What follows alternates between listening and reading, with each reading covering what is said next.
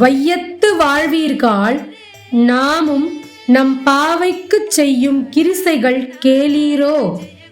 பார்க்கடலுள் பையத்துயின்ற பரமன் அடிபாடி நெய்யுண்ணோம் பாலுண்ணோம் நாட்காலை நீராடி மையிட்டெழுதோம் மலரிட்டு நாம் முடியோம்.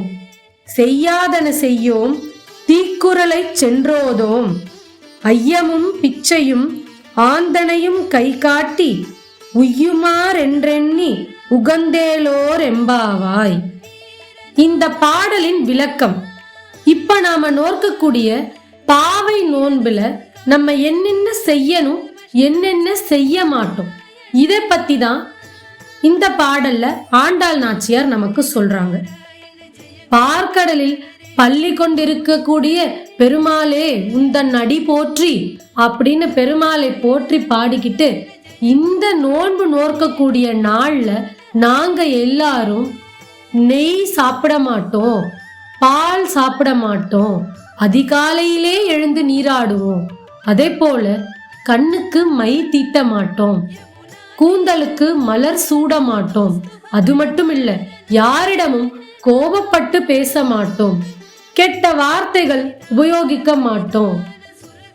பெரியவர்களால இது தீய பழக்கங்கள் அப்படின்னு சொல்லப்பட்ட பழக்கங்கள் அத்தனையும் விலக்கி வைப்போம்.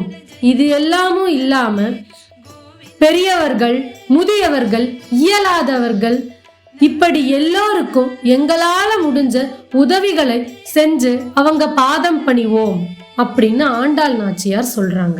நெய்யும் பாலும் நம்முடைய நாவிற்கு சுவை தரக்கூடியது, நம்ம சாப்பிடுற உணவுக்கு மேலும் சுவையை கூட்டக்கூடியது. அதனால இந்த விரத நாட்கள்ல நாவின் சுவை நரம்புகளை நம்ம கட்டுக்குள்ள வச்சிருக்கணும். அதே போல கண்ணுக்கு மையிடக்கூடாது, கூந்தலுக்கு மலரிடக்கூடாது. இது ரெண்டுமே நம்முடைய அழக மேலும் மெருகூட்டி காட்டக்கூடிய விஷயம். இந்த விரத காலத்துல புற அழகுன்னு சொல்லப்படுகிற நம்மளோட மேனி அழகுக்கு முக்கியத்துவம் தராம, அதாவது நம்மளுடைய நாவின் சுவை நரம்புகளுக்கா இருந்தாலும் சரி, நம்மளுடைய புற அழகா இருந்தாலும் சரி, இது எதுக்குமே முக்கியத்துவம் தராம ஒரு மனதா இறைவனை மட்டுமே மனசுல நினைச்சு துதிச்சுக்கிட்டு வரணும் அப்படின்னு ஆண்டாள் நாச்சியார் நமக்கெல்லாம் இந்த பாடல் மூலமா சொல்றாங்க.